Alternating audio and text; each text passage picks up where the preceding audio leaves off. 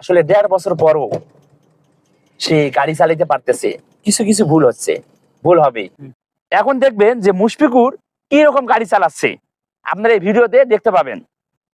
এখন মুশফিকুর গাড়ি স্টার্ট করবে। গাড়ি কিভাবে স্টার্ট করবে? গাড়ি নিউট্রাল করছো? হ্যাঁ, নিউট্রাল করছি। করছো, মনে আছে এটা? হ্যাঁ, নিউট্রাল। স্টার্ট করো। সুন্দর। এখন কি করবে? গাড়ি তো দাঁড় হয়ে আছে রাস্তার পাশে, পাশে তার মানে কি পার্কিং অবস্থায়। পার্কিং অবস্থা। এখন গাড়িটাকে রানিং করবে, কয় নম্বর গিয়ার শিফট করবে? 1 নাম্বার। 1 নম্বর গিয়ার শিফট করো হ্যাঁ। আস্তে। হ্যাঁ, এখন কি করবে? এখন ইন্ডিকেটর দিব। ইন্ডিকেটর সিগন্যাল দিবে। ডানে লুকিং গ্লাস দেখছো? না, দেখলাম।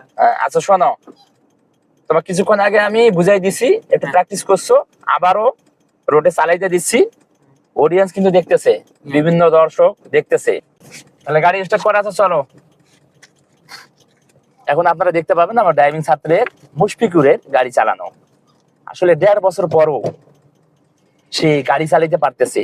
কিছু কিছু ভুল হচ্ছে, ভুল হবে। কারণ তার ভুল হবে, কারণ বহুদিন থেকে সে গাড়ি চালায়নি, প্র্যাকটিস করেনি, অনুশীলন করেনি, সে ভুলে গেছে।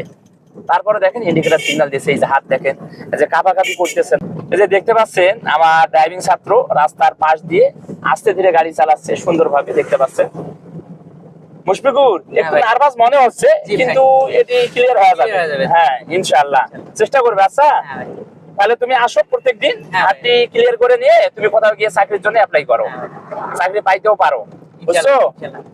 যোগ্যতা অর্জন করলে অবশ্যই চাকরি পাবে।